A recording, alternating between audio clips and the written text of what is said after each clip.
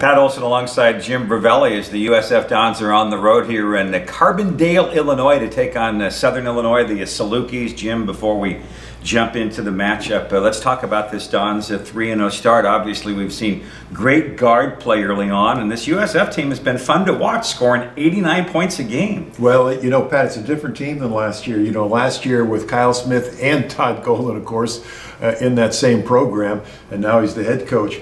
It's a different identity because you had, the great guard last year, all league, and now Frankie he's playing. Ferrari, now he's playing in Spain, and but now you've got a different type of team. You've got great quickness in the perimeter. Todd is looking to change identity, to extend the defense a little bit, put more pressure on opponents, and they're really good at it. When you've got your great quickness out there with these guys, it really presents a problem for their opponents. Before we get more into the guard play, let's look back at that game at Chase Center. I think a great job by the USF athletic department and director of athletics, Joan McDermott, to get that game set up. It was a women's, men's doubleheader. Nearly 7,000 fans as the USF men took on Princeton, and a great opportunity for these young athletes to play at the Warriors' home inside an NBA building. Yeah, and this is what you hope for when the Warriors built the Chase Center.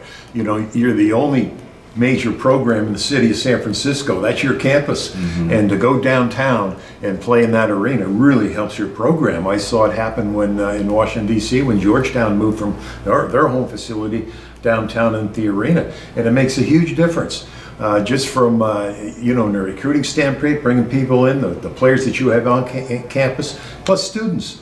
Look at the numbers there, a little under 7,000 in the first game that's played there in Chase Center. So hopefully USF can continue to do that down the road. It'll really help the program, and it'll really bring out the image of USF on a national scale. Jim, this is a long haul to come here for the Dons' first road game. Flew into St. Louis, then a couple of hour bus ride to get down here to Carbondale to take on Southern Illinois. But, sometimes your guys can come together when you go on the road like this. Well, yeah, any road trip, you really do come together. You're together more often every day. Of course, you're practicing, you eat together. Now you're on the road, and all you talk about is each other and with the teammates. And there's a closeness and a bond that you can have, and it's good for this team. Even though they're returning players, most of them, they've got a couple of new players in Shabazz and Josh Kubin, so they fit in very, very well with this program. Both played very, very well as additions to the 10 returning players from last year's team.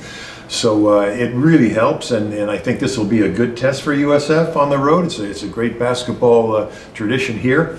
And hopefully you can come across and win tonight and move on and then play the next game. Jim, earlier here in the segment, we both alluded to the USF guard play. Last year, Frankie Ferrari. This year, it's become Jamari Bouyer's team. He's really taken the reins, and we both like what we've seen from this man, young man Khalil Shabazz, coming off the bench. There's a lot of energy at that guard position. Yeah, and Todd, the last game had Shabazz and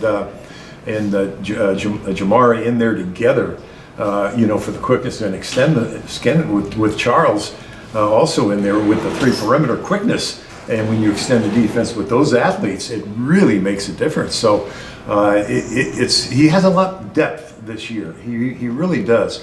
With Jamari really absorbing the point guard position, and he's played great. In fact, the two leading rebounders are the two guards. So they're quick to the ball. And it really helps out. Even though they got Big Jimbo in there, they continue to go inside out a little bit. But when they force turnovers, they're great in transition and finishing plays. Jim, as we close it out, interesting coaching matchup here because you have two really young, energetic coaches. Coach Mullins, who played at Southern Illinois in the days when the Salukis were making those NCAA tournament runs. Yeah. Todd Golden, 34 years of age. I know the age doesn't really matter. They got to get their players to go play the ball game. But at the same time, those two guys played against each other 12, 13 years ago. I wonder what their memories are of that. Well, they're probably more worried about tonight's game than anything else. But it's time to pass the baton, and it's a generational change. New generation of coaches coming in. It's great to see young coaches like this who love the game, who played the game, and now can instill it into their teams and move on and coach. So it's really going to be a fun matchup to see. Yeah, it'll be fun to watch. Yeah, it'll be great. All right, Dons and the Salukis here in Carbondale will be on the radio side. You can pick up the broadcast on KNBR 1050 with Jim Brovelli, Pat Olson here on usfdons.com.